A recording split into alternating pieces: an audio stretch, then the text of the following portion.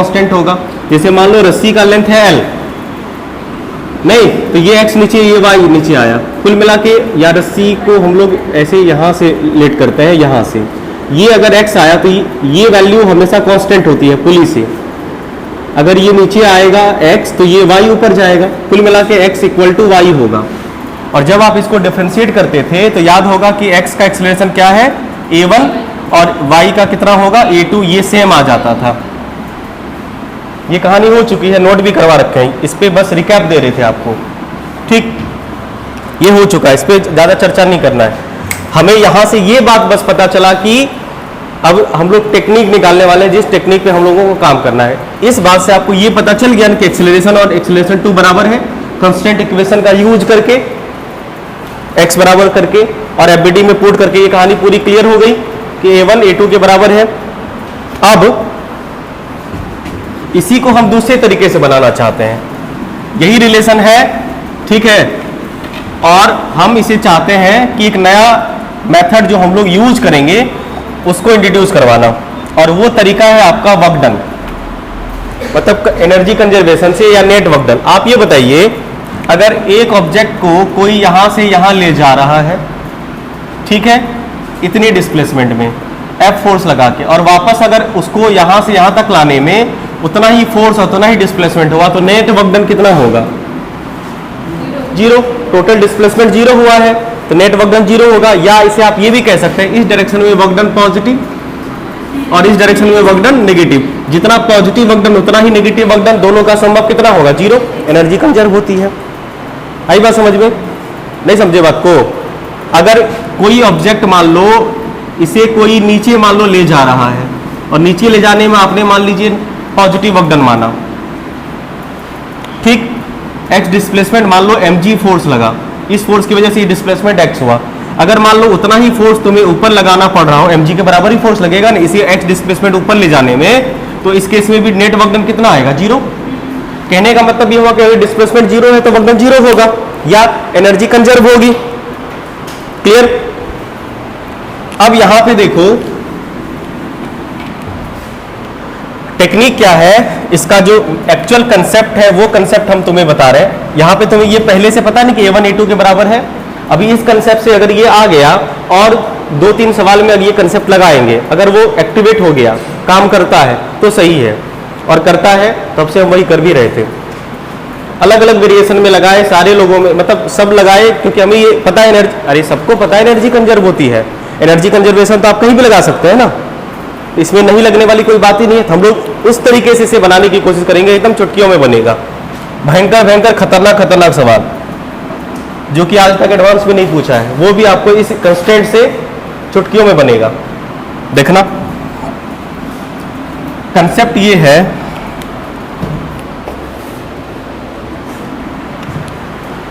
Ink दो। Concept ये है कि नेट वर्क डन, यहां पे एक्चुअल में कौन सा फोर्स है? Tension force. जब बॉडी हैंग कर रही होगी या और भी कोई फोर्सेस होगा, तो सारा फोर्स की वजह से टोटल जो वर्क डन होगा वो 0 नेट। तो यहां पे हम ये कह रहे हैं कि work done by tension, work done by tension क्या होगा? Net work done by tension force. ये है tension force. Net work done, net work done by tension force. Tension एक तरह का फोर्स है, वो इक्वल टू 0 करते हैं। क्यों 0 होगा? कॉमन सेंस की बात है। मान लो ये रस्सी है, ये रस्सी, इसको ये टेंशन लग रही है, इसे ऊपर खींच, सॉरी नीचे आ रहा है ना, इस पॉइंट के रिगार्डिंग नीचे होगा, इस पॉइंट के रिगार्डिंग ऊपर और इस पॉइंट के रिगार्डिंग नीचे। तो इसे मोशन करवाने के लिए mg रिस्पॉन्सिबल हुआ, टेंशन T क्रिएट हुआ। अगर अब फिर ये ऊपर जा रहा है तो टेंशन इसे खींच रहा होगा। मेरे कहने का मतलब ये हुआ कि अगर इस डायरेक्शन में पॉजिटिव वर्क डन हो रहा है तो उतना ही वर्क डन नेगेटिव डायरेक्शन में नहीं हुआ है। और ये वर्क डन कौन कौन रहा है? कर कौन रहा है? टेंशन कर रहा है। टेंशन कर रहा है, या मान लो mg कर रहा है, तुम बोल रहे हो mg कर रहा है, तो mg टेंशन के बराबर है ना। मेरे कहने का मतलब यहाँ पे जो mg है वही टेंशन है ना, समझ पाए? तो mg टेंशन के बराबर इस केस में है। जहां कंपोनेंट होगा वहां कंपोनेंट कर दीजिएगा। जैसे मान लीजिए कभी टेंशन ऐसे लग रहा है, तो यहाँ पे टेंशन, हम दिमाग में आपको टेंशन रखना है। तो बोलोगे सर mg कर रहा है वर्क, तो भाई mg का ये वाला कंपोनेंट तो टेंशन की तरफ एक्ट करेगा ना थोड़ा सा। ये वाला कंपोनेंट टेंशन का अपोजिट होगा ना, नेगेटिव ऑफ टेंशन। तो आपको टेंशन यूज करना है, ठीक है। और ये वैल्यू आप mg से निकालो, नॉर्मल से निकालो, जिससे भी निकालो, निकाल सकते हो कंपोनेंट फॉर्म में। सवाल करेंगे। तो कहने का मतलब ये हुआ, टेंशन की वजह से जितने भी फोर्सेस होंगे वो होगा आपका 0, ठीक।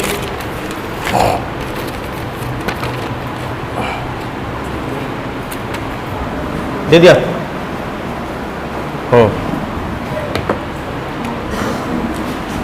मतलब ये हुआ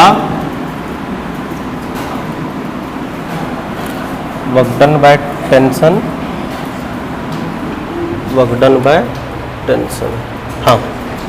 अब देखो टेंशन एक फोर्स है, तुम बोलोगे सर फोर्स मतलब ये हुआ वर्क डन।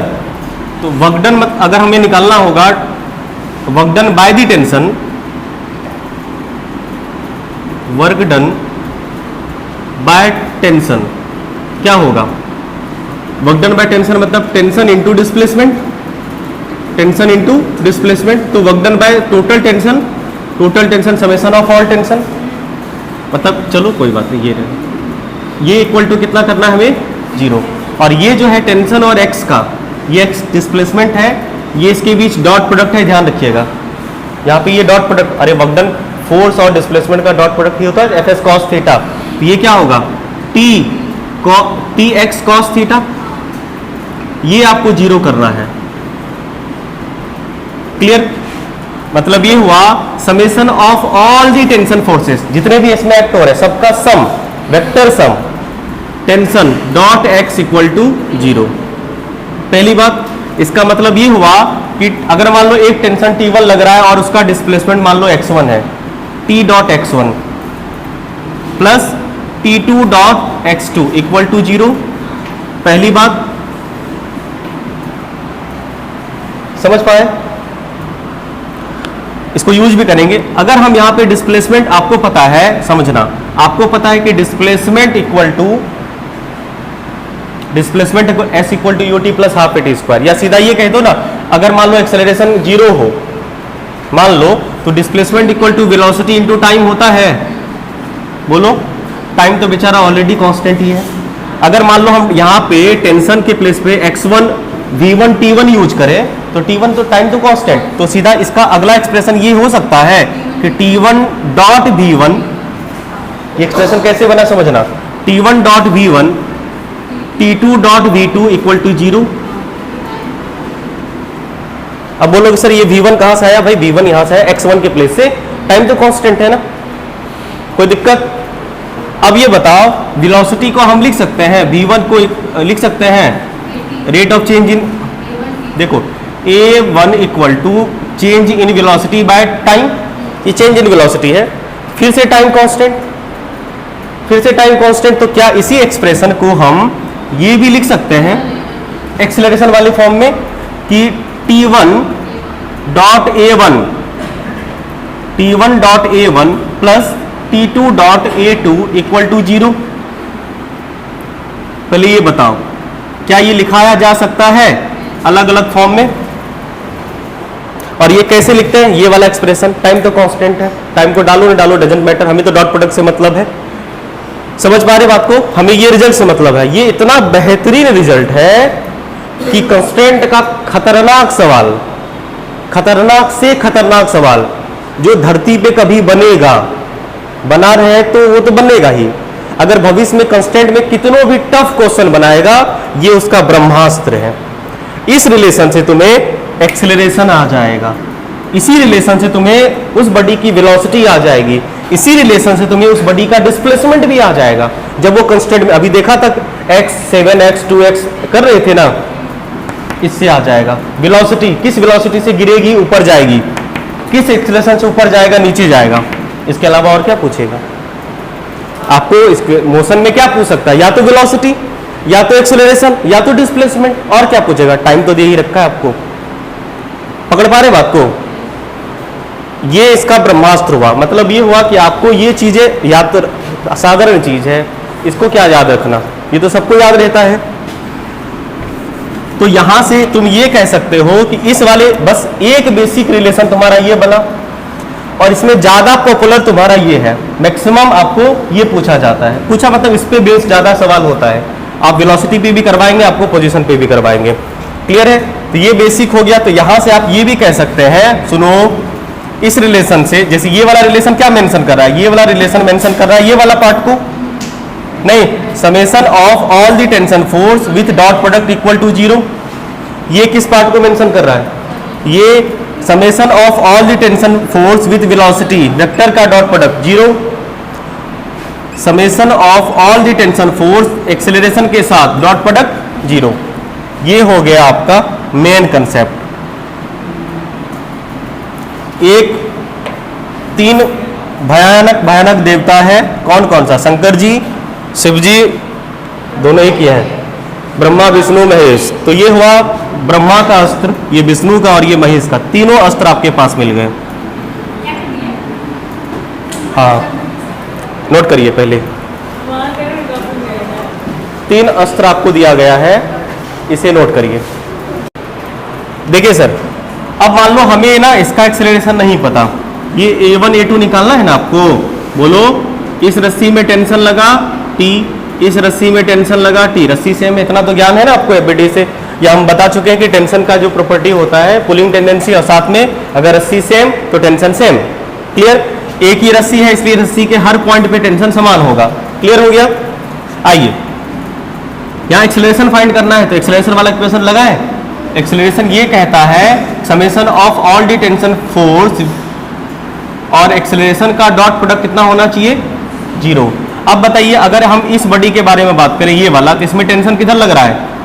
इस बॉडी के ऊपर। एक्सेलरेशन किधर हो रहा है भाई? अगर इसकी बात करें तो एक्सेलरेशन नीचे हो रहा है, और टेंशन एफबीडी नहीं बना रहे, फोर्स दिखा रहे आपको। टेंशन बताओ, इन दोनों के बीच का एंगल कितना होगा?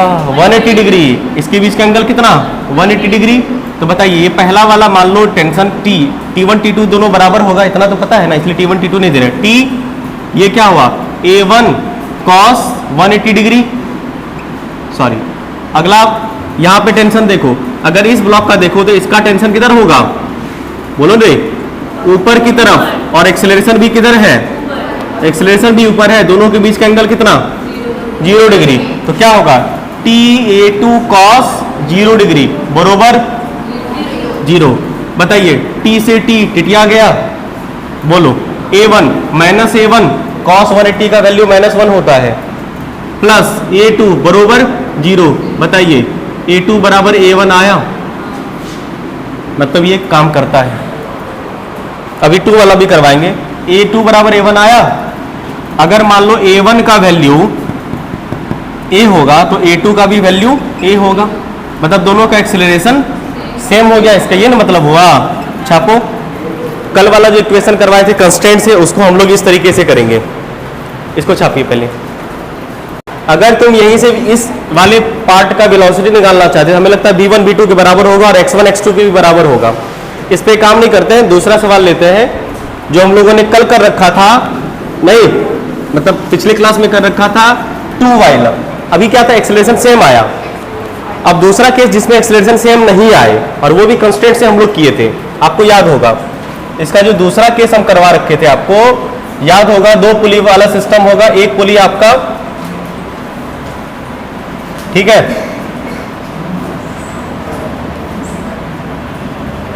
एक पुली मूवेबल था और एक पुली आपका फिक्स था, है ना। और ये जो पुली थी, ये मूवेबल पुली थी आपके पास, याद आ रहा है। यहां से एक ब्लॉक लटका हुआ है मान लो M2 का, और यहां पे एक ब्लॉक है मान लो आपका M1, ठीक है। और यहां भी कंस्टेंट ये कहता है, सुनो बाबू, रे बता रहे तुम समझता ही नहीं है। यहां पे देखो, कंस्टेंट कहता है कि अगर ये एक्सेलरेशन मान लो इसका हम दे रखे हैं कि नीचे की तरफ है, हमने कह रखा है, तो भाई इसका एक्सेलरेशन नीचे है तो पक्का इस ब्लॉक का एक्सेलरेशन ऊपर होगा 100%। क्या कितना आता था? ट्वाइस आता था, मतलब इसका ट्वाइस होता था ये, लेकिन मान लो हमें नहीं पता, ठीक। लेकिन एक बात तो तुम्हें पता होना चाहिए कि रस्सी सेम है, दिख रहा है ना, रस्सी एक ही है, मतलब इसका टेंशन, इस वाले पार्ट का टेंशन और इस वाले पार्ट का टेंशन सेम होगा। इतना तो ज्ञान है तुम्हें, वेरी गुड। और कल हमने ये सीखा था कि अगर ये ऑब्जेक्ट, सुनो, ये ऑब्जेक्ट अगर x नीचे आया, ये ऑब्जेक्ट अगर x नीचे आया, नहीं, ये अगर y ऊपर गया, ये मान लो अगर y ऊपर गया तो x बराबर 2y होता था। नहीं, क्योंकि यहां से रस्सी आया, ये मनीष लोग गया था अभी बाहर, हम बता सकते हैं कौन लिखा है। ना ना ना, अब देखिए ये चीजें हम लोगों ने कल सीखी थी। अरे क्या कि ये अगर जितना डिस्प्लेस हुआ ना, ये ट्वाइस ऊपर जाता है और यहाँ लूजनेस होता है कितना x, तो x बराबर 2 ऑफ y होता था। और जब इसको, ये कंस्टेंट रिलेशन है, ये निकालना पड़ता है और ये निकलता है। इसके पहले क्या भी एक स्टेप है, वो कांस्टेंट वाला टर्म कि लेंथ जो स्ट्रिंग का होगा वो कांस्टेंट होगा, ठीक है, वो स्टेप नहीं बता रहे अभी। वहां से जो रिजल्ट आया वैसे, क्योंकि ये तुम एनालिटिकली भी सोच सकते हो ना, तो फिर वो डेरिवेशन करके ये डेरिवेशन निकाल लें और इसके बाद फिर डिफरेंशिएट करें। कल इसको डिफरेंशिएट किए थे और आपको याद होगा कि ये रिलेशन आ गया था आपका, x का कितना है a1 और ये आएगा आपका 2a2, ये रिलेशन आया था। और कैसे डिफरेंशिएट करके, डबल डेरिवेटिव, x को डिफरेंशिएट किए टाइम के रिस्पेक्ट में वेलोसिटी आएगी, वेलोसिटी को डिफरेंशिएट करेंगे तो एक्सेलरेशन आएगा। तो ये चीजें हमें ज्ञात है। अब हम लोग इसी को नहीं विष्णु भगवान के अस्त्र से करेंगे। एक्स वाला क्या नाम दिया था उसका, ब्रह्मास्त्र। चलो एक्स वाला ब्रह्मास्त्र करें। अब देखो यहाँ पे है क्या, ये टेंशन, ये टेंशन, ये टेंशन, इस ब्लॉक इसका एफबीडी बनाते हैं, 1 2 3 ना, 3 टेंशन लग रहा है। आइए सर, इसके लिए इक्वेशन क्या लिखाएगा, टेंशन इसके लिए ऊपर और एक्सेलरेशन नीचे, दिख रहा है ना। इस ब्लॉक में टेंशन ऊपर है ना, इस पॉइंट के ऊपर, और एक्सेलरेशन नीचे, cos 180 बोलो तो ta1 cos 180, यस और नो, प्लस इस ब्लॉक का काम खत्म। आइए डायरेक्ट इस ब्लॉक पे ही चले। इस ब्लॉक को ऊपर खींचने के लिए रिस्पॉन्सिबल कौन, 2t, एफबीडी दिख रहा है ना, इसमें t, इसमें t, तो इस स्ट्रिंग में कितना होगा 2t, तो यही 2t की वजह से ये किधर जाएगा, इस 2t, इस पॉइंट के रिगार्डिंग टेंशन का डायरेक्शन ऊपर होगा और एक्सेलरेशन भी ऊपर है। मतलब इसके बाद क्या होगा, 2t बोलो cos 0 डिग्री, यस और नो, बरोबर सर। अच्छा a2 भी छूट गया, लो a2 दे दिए, खुश। अब देखो t टिटिया गया, खत्म। ये हुआ -a1 प्लस 2a2 बरोबर 0। बताइए a1 बराबर 2a2 आया क्या, यही था इसका एक्सेलरेशन, इसके एक्सेलरेशन से 2 गुना होगा। मतलब अगर a2 का वैल्यू, अगर a2 का वैल्यू a हो तो a1 का वैल्यू कितना होगा, ट्वाइस ऑफ a आया, बोलो। मतलब अगर इसका एक्सेलरेशन a होगा तो इसका एक्सेलरेशन ट्वाइस ऑफ a होगा। कितना मस्त का रिलेशन है ये तो तुम्हें लग रहा है सर ये तो ऐसे भी कर लेते हम, ये तो ऐसे कर लेते ना। अभी जो सवाल देंगे वो ऐसे कैसे करिएगा, वो 7a वाला, नोट करो इसे। देखिए सवाल था आपका कि थोड़ा दिखाना, हाँ, एक पुली आपका फिक्स था, है ना, और यहां से एक पुली लटकी हुई थी और यहां पे एक पुली और थी, इसके इस एंड से एक पुली और थी ना, और यहां से एक कनेक्टेड मास था, बोलो, और यहां से एक मास और था, यही ना। चलो नाम कुछ भी रहे, डजंट मैटर, हमें एक्सेलरेशन निकालना है ना, ठीक। इसका एक्सेलरेशन शायद आपको ज्ञात होगा, मतलब बता रखे थे क्या, एक्सेलरेशन बता रखे थे दोनों ब्लॉक का ना, ठीक है, याद रखना, हमको बताना मत कि मान लो आंसर पूरा दिए तो। अब देखो हमारे पास है एक्सेलरेशन का रिलेशन, हमको इस ब्लॉक का एक्सेलरेशन नहीं पता, मान लिए a1, और इस ब्लॉक का एक्सेलरेशन a2 मान लेते हैं। a1 a2 में रिलेशन चाहिए हमें, तुम्हें पता है। आइए यहां पे टेंशन लग रहा है t, बोलो, वेरी गुड। ये सिर्फ टी एक्सेलरेशन से ऊपर जा नीचे गिर रहा है क्या ये? हाँ नीचे गिर रहा है, तो नीचे गिर रहा है तो इसका इक्वेशन क्या बनेगा? टेंशन लग रहा है ऊपर, फिर भी नीचे गिर रहा है, इक्वेशन टी। अच्छा यहाँ पे क्योंकि दो रस्सी है ना अलग अलग, इसको T1 मान लेते हैं। नहीं माने भाई, यही रस्सी है ना? अरे भाई इसका टी दूसरा रस्सी होगा तो इसका टेंशन होगा T2।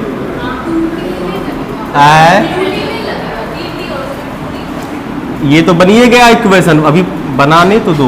अब देखो ये जो T2 होगा दिख रहा है 2 टाइम्स ऑफ T1 होगा। इसका इक्वेशन बनाते हैं अब T1 का, T1 क्रॉस डॉट A, तो T1 A1 cos 180 equal to 0 नहीं, अभी कहाँ, एक और लिखेंगे ना, प्लस अब इसका मोशन बनाते हैं। ये क्या होगा? ये अभी ये रिलेशन याद रखना, ये T2 ही है ना। अब बोलो इस पे कितना, दोनों टी टेंशन ऊपर लग रहा है तो नेट टेंशन कितना है? T1 प्लस T2 बोलो, और इसके साथ डॉट प्रोडक्ट किसका? A का, A2 का। A2 क्या है? डायरेक्शन सेम, तो कांस्टेंट ये थीटा कितना होगा? 0। तो ये हो जाएगा तुम्हें कितना, इसके साथ डॉट करोगे A2 cos 0 डिग्री। बोलो कोई दिक्कत?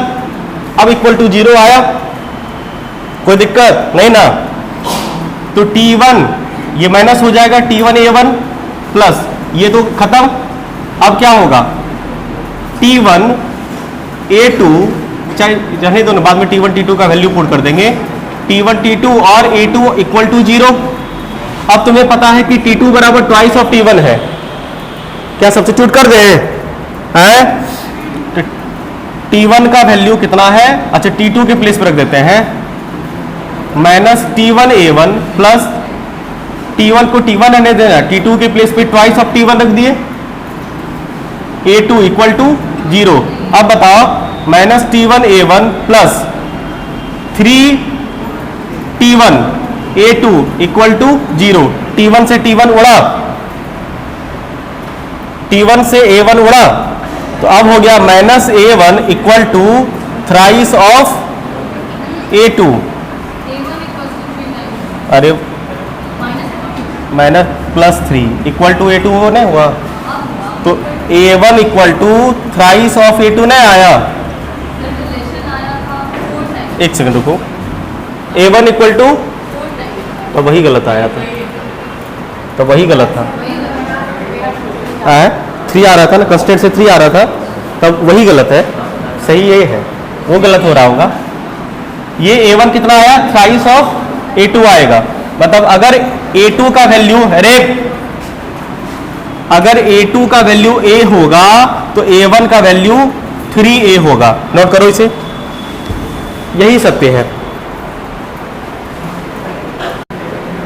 क्वेश्चन ये है कि इसमें A1 और A2 में रिलेशन फाइंड करना है आपको, मतलब A1 और A2 का वैल्यू फाइंड करना है आपको। फाइंड करना है, find A1 and A2, A1 and A2। ये पुली फिक्स है, दिख नहीं रहा टेबल से, ये पुली टेबल से फिक्स है सर, मूवेबल कैसे हो सकता है? ये मूवेबल है, ये ब्लॉक से फिक्स है। तो इधर ये देखो ना, ये रस्सी खिंचाएगी तो ये रस्सी भी खिंचाएगी और साथ में ये रस्सी भी टनाएगी, जिस वजह से ब्लॉक इधर स्लाइड करेगा, है ना? तब एक्सेलरेशन मान लो इसमें आया। फटाफट बताइए।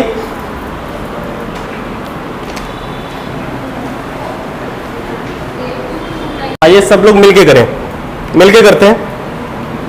देखो तरीका ये है, समेशन ऑफ टेंशन और एक्सेलरेशन का डॉट प्रोडक्ट 0 करना है। इसका टेंशन किधर? ऊपर, एक्सेलरेशन नीचे। देखो तो T A2 cos 180, या बार बार जब अपोजिट हो तो सीधा माइनस कर देना, क्या cos लिखवाओगे, ठीक, प्लस। अब बताओ इस ब्लॉक में एक्सेलरेशन A1 है और टेंशन किधर लगा है इसमें? देखो ना, ये टेंशन T और T कुल मिला के कितना T से खिंचा रहा है? ये 2T से खिंचा रहा है। नहीं, अगर ये स्ट्रिंग होता तो ये स्ट्रिंग में टेंशन कितना होता? 2T। तो ये आपका 2T और एक्सेलरेशन कितना है? A1। दोनों के बीच का एंगल कितना है? 0 डिग्री। तो A1 रहने देते हैं इक्वल टू 0। T से T खत्म हो गया और आपका अब की बार फिर से आ गया कितना? A2 बराबर ट्वाइस ऑफ A1। ये तो रिलेशन हुआ। सवाल में सिर्फ रिलेशन, ये जो तरीका है वो क्वेश्चन को सॉल्व करने का नहीं था, वो आपको रिलेशन बताने का था। अब आपको A1 और A2 का वैल्यू फाइंड करना है, तो वो आएगा FBD से। ठीक है, उसके लिए आपको FBD का हेल्प लेना पड़ेगा। आइए 2 kg का अगर आप FBD बनाते हो तो 2G नीचे लगेगा, टेंशन लगेगा कितना, ऊपर। अब बताओ, अगर इसका ये मतलब हुआ कि अगर A2 का वैल्यू A है तो A1 का वैल्यू कितना हो जाएगा, ट्वाइस ऑफ A। हम कह सकते हैं ये कितना हुआ, सॉरी, हाँ ठीक है, अगर इसका ये ना मतलब हुआ T2 A2 क्या था, थी ना, सही था। अगर इसका वैल्यू A है तो इसका वैल्यू कितना होगा, ट्वाइस ऑफ A। क्लियर है सर? सही तो है, क्या नो सर? अरे A2 बराबर ट्वाइस ऑफ A1 है। अगर A1 सॉरी ओहो A1 का वैल्यू अगर A हुआ तो कोई बात नहीं, एक ही बात है। A1 का वैल्यू अगर A हुआ तो A2 का value twice of A, sorry A2 का वैल्यू ट्वाइस ऑफ A आ गया। तो बताओ ये 2A से नीचे गिर रहा है कि ऊपर, नीचे गिर रहा है 2A से। इक्वेशन क्या बनेगा इसके लिए, T बड़ा कौन, 2G ना, तो 2G minus T equal to MA। M कितना है 2 और 2 कितना हुआ, सीधा 4 लिख दे, बोलो। अब आ जाओ 1 kg का के ब्लॉक का FBD करो। 1 kg के ब्लॉक का इधर टेंशन कितना 2T और एक्सीलरेशन कितना A1 मतलब A, A1 A, A1 का वैल्यू A है। इसका इक्वेशन क्या बनेगा, नीचे mg तो एक्ट करेगा नहीं, सीधा 2T बरोबर कितना होगा 1, मास इसका 1 है तो 1 टाइम्स ऑफ A मतलब सीधा A। अब इन दोनों को सॉल्व करना है तुम्हें, ठीक है। इसको अगर हम मल्टीप्लाइड कर दे 2 से तो ये क्या होगा, 4G minus 2T equal to 8A आया, बोलो। और यहाँ पे क्या है आपका 2T और ये इन दोनों को क्या करते हैं, इन दोनों को प्लस कर देते हैं, तो 2T से 2T खत्म, 4G is equal to 8 1 9A, तो A इक्वल टू कितना आ गया आपका 4G बाय 9। इसका मतलब A1 का वैल्यू कितना होगा, A1 का 4G बाय 9 और A2 का वैल्यू कितना आएगा, यानी कि 4 2 जा 8G बाय 9। A2 है ना ट्वाइस ऑफ A1, बोलो। दोबारा एक्सप्लेन करना है तो बताओ। एक FBD बना, इक्वेशन बना, इक्वेशन को हमने सॉल्व किया, रिलेशन आया 4G equal to 9A, A बराबर 4G बाय 9 और A1 किसका वैल्यू था, A1 का वैल्यू A था तो A2 का ट्वाइस ऑफ A, तो 4 2 जा 8G बाय 9। इस तरह से सवाल को सॉल्व करना है। एक सवाल आप लोग बना के दिखाइए जल्दी। अगला क्वेश्चन है, आपके पास 2 ब्लॉक है, एक ब्लॉक A है और एक ब्लॉक B है जो 2 पुली से कनेक्टेड है, ठीक है। अगर आपको ये दे दिया गया कि BA की वेलोसिटी इस डायरेक्शन में acceleration of A equal to 6 metre per second square है, तो आपको B का एक्सेलरेशन फाइंड करना है। Find acceleration of block B, इसको फाइंड करिए तो फटाक से करिए। गलत, इतना भी कम नहीं होगा। चलिए देखो बाबू, इस ब्लॉक में टेंशन लग रहा है, इस रस्सी में टेंशन इधर, ये अगर T, ये भी T और हाँ ये भी T और यहाँ भी देखो ये T, इधर T, कुल मिला के अगर हम इस ब्लॉक की बात करें तो इस ब्लॉक में इधर लगा 2T और इधर लगा ओनली T। ये ब्लॉक किस एक्सेलरेशन से जाएगा तो इधर ही ना रे, एक्सेलरेशन ऑफ B, टेंशन और B का डायरेक्शन सेम, इसका मतलब cos 0 डिग्री। तो सीधा लिख दें समेशन ऑफ टेंशन और एक्सेलरेशन का डॉट प्रोडक्ट 0। इसका टेंशन कितना हुआ 2 1 3, 3T acceleration of B, clear, क्योंकि cos 0 है प्लस। अब बताओ इसका टेंशन का डायरेक्शन 1T 2T कितना होगा, अच्छा हाँ इसमें कितना लगा, सॉरी इसमें कितना लगा, ये ब्लॉक सिर्फ किस एक्सेलरेशन से जाएगा, सिर्फ 2T ना रे, सिर्फ 2T ना, तो 4T कहाँ से बोल रहा है रे, तुम 4 बोल रहा था, कब बोला आज। तो ये 2T से पता नहीं 2T और इसका एक्सेलरेशन किधर है, इधर 2T A1 देखो अपोजिट है तो सीधा हम क्या लगेंगे, माइनस लगेंगे हैं। अब बताइए अब कितना आया आंसर, इक्वल टू 0। टी को आउट कर दें। अब बताइए 3 times of A B minus 2 times of A equal to 0। A का वैल्यू पता है, 3 times of B minus 2 times of A का वैल्यू 6 है। बोलो 12 हुआ, तो 3ab इक्वल टू 12, तो ए बी इक्वल टू कितना आया रे, 4 मीटर पर सेकेंड स्क्वायर। कैसे कुछ कुछ बोलता है तुम लोग, बताओ बोलो तो। हाँ यहाँ पे 3 कहाँ कैसे हुआ, सुनो ये ब्लॉक है ना, इस ब्लॉक पे टोटल टेंशन कितना है, इस रस्सी में टेंशन कितना T, और ये ब्लॉक 2 रस्सी से कनेक्टेड है, इस रस्सी में टेंशन T और इस रस्सी में टेंशन एक T मिलकर 2T बनाएगा। तो कुल टेंशन इस ब्लॉक में जितनी रस्सी है उससे कितना हुआ, 3T की वजह से खिंचा रहा है ये, इसलिए 3T। और ये ब्लॉक सिर्फ एक रस्सी से खिंचा रही है, इस रस्सी का टेंशन कितना है, सीधा 2T दिख रहा हमें। आई बात समझ में, बोलो। अभी तक जितने सवाल आपने करे उसको प्रैक्टिस करिए, कल और कुछ सवाल होगा फिर आपको होमवर्क के लिए मिलेगा। ठीक है, आज के लिए इतना ही, धन्यवाद। इसमें किसी को कोई दिक्कत है, कुछ पूछना हो तो पूछिए, नहीं तो छुट्टी।